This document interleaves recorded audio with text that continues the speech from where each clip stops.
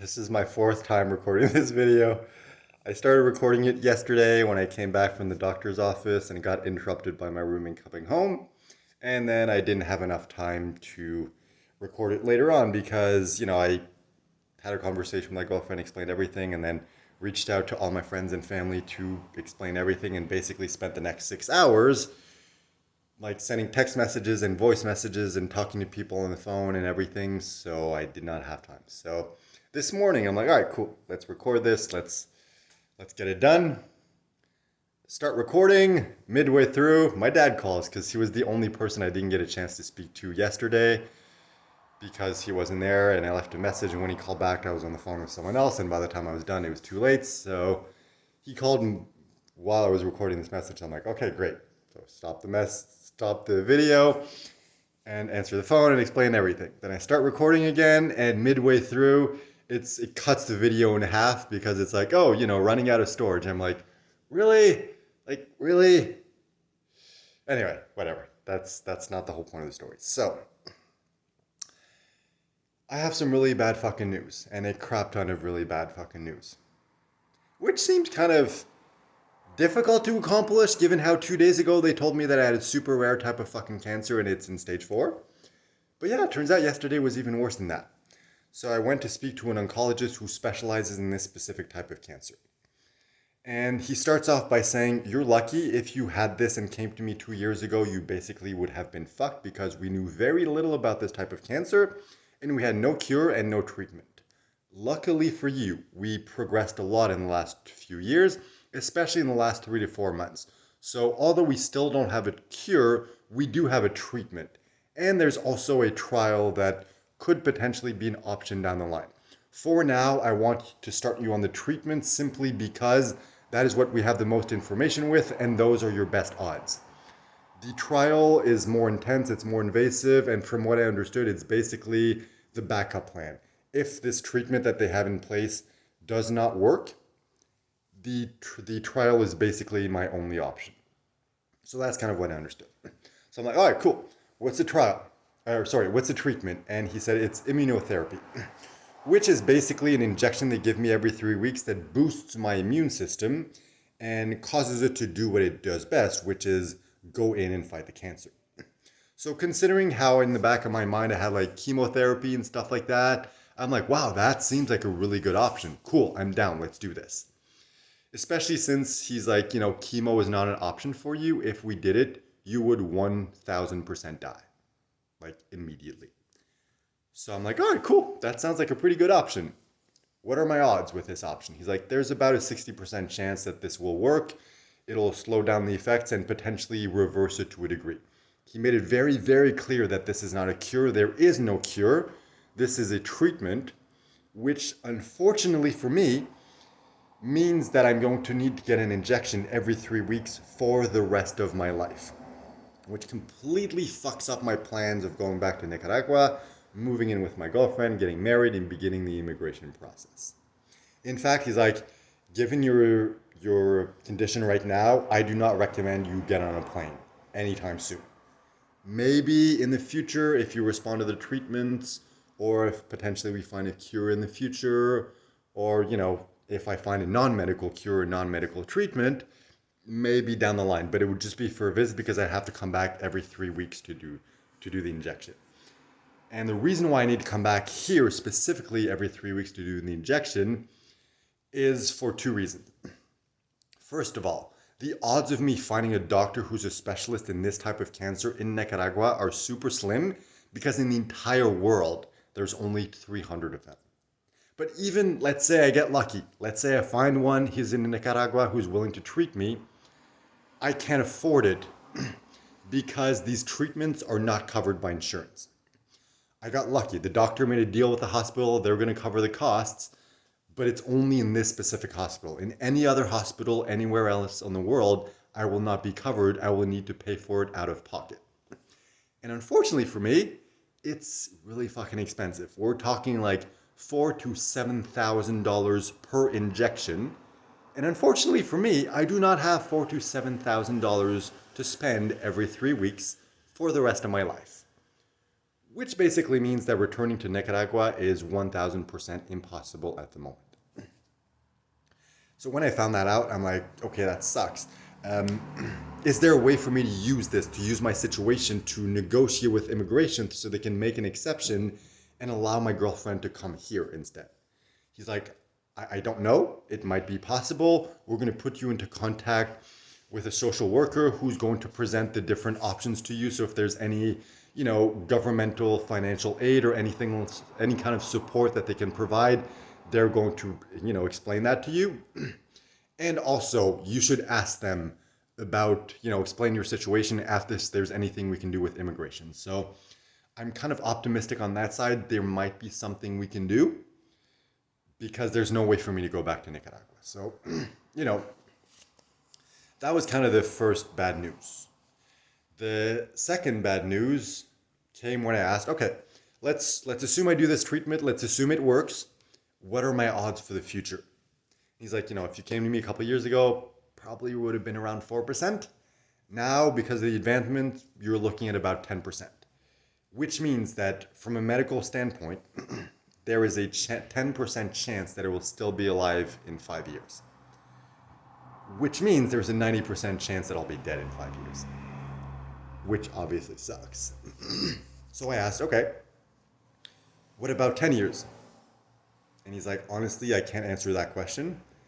There's not enough people that make it to that point for me to have any kind of information to answer that question.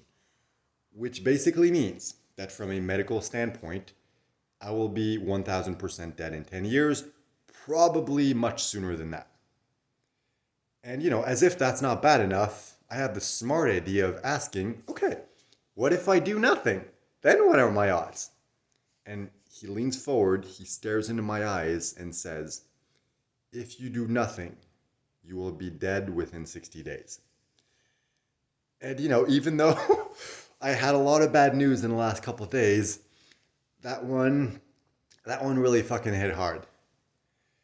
Like having a medical professional who's an expert in the disease that you have tell you have 60 days to live if you have nothing makes you consider a lot of things. Like I've considered every option in the last 3 weeks as I've been waiting for the results.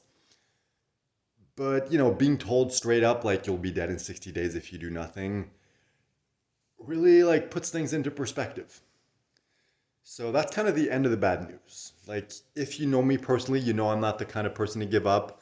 I'm starting this treatment at the end of next week, and I'm going to do every medical and non-medical treatment, cure, anything that I can find and I can afford, because unfortunately most non-medical treatments aren't covered by insurance, which means I need to pay for it out of pocket. And at the moment, I'm pretty near broke. My only shot, basically, well, there's two shots. So there's one, if there's some sort of government assistant or financial aid or something like that that can help support me financially. Actually, three options. Other option is, get a job and keep working, which definitely not is definitely not preferable. But if I got to do it, I got to do it. And the third option is winning the lottery. And I know that sounds like a joke, but I literally won the cancer lottery because my odds of getting this type of cancer are so fucking slim that it's the equivalent of winning the lottery. And I'm like, okay, I won the cancer lottery. My odds of winning the lottery, the real lottery, have never been better. So, same day that I got the news, I went to the store and I bought lottery tickets. And I literally straight up asked the lady behind the counter, like, hey, I just found out that I have cancer.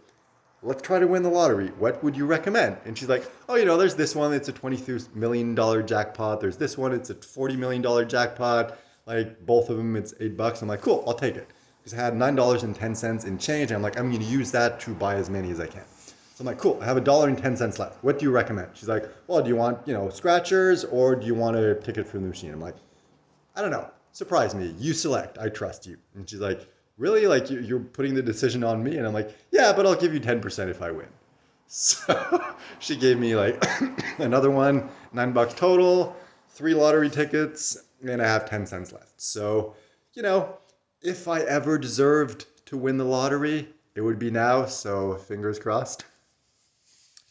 And it would definitely, it would definitely make my life easier. Not just because I wouldn't have to worry about money, it would remove that stress and I could, enjoy whatever time I have left to the maximum. But it would also allow me to, not have to worry about financially burdening my family with, funeral costs and things like that if I die. Which I know sounds very fucking grim, but I've considered a lot of options in the last 3 weeks. And also, if, God forbid the worst were to happen and I die, I would be relieved because I know that I'm leaving money and to be able to take care of my girlfriend and her family. And so yeah, winning the lottery would definitely make my life much, much easier. So that's kind of the shit ton of bad news that I have. The other thing that I did not expect is fertility preservation. Because they're like, this type of treatment could affect your sperm count. So just to be safe, if ever you want kids in the future, uh, you can just go donate sperm. Well, not donate, but anyway, deposit sperm and, we'll freeze it. And if some point in the future you want to have kids, you'll be able to. So I have a meeting for that on Tuesday, and everything, like all the expenses are covered. They're going to keep it basically forever. I asked the guy, and he's like, hey, we have samples that are like 24 years old. So, yeah, don't have to pay and get frozen sperm. So, yay. So that's on Tuesday, and then they're going to call me next week to schedule my first immunotherapy treatment. So, even though 2 days ago when I found out that I have this rare type of cancer and it's stage 4, I was okay with it. I was very, like, if anything, I was relieved. I'm like, finally, I know what it is. I can start planning. I can move on. I can, enjoy my life. And at the time that I'm like, there's no fucking way I'm gonna die. After yesterday, I'm just like, okay, shit, like this is real. Obviously, I'm not gonna give up. Obviously, I'm gonna do everything that I can in order to survive, to find a cure, to find a treatment. But I also need to accept the fact that I could die very soon. And I need to accept that because if I keep trying to fight that, that's just that's just not going to work. Like I can't fight this. I can't try to brute force this. I can't deny that death is a real possibility. I need to accept that so that I can surrender to this entire experience, not give up, surrender, very different, and try to find whatever cure solution I can find to this.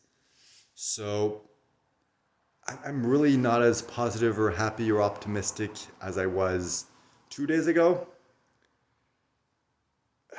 But I'm gonna do whatever I have to do to process this and to deal with it and hopefully survive. And if not, I'll do my best to see my girlfriend at least before I die and spend time with my loved ones and do the things that I want to do and enjoy whatever time I have left. So definitely a shitty situation, but I guess that's what I manifested, so might as well make the most of it.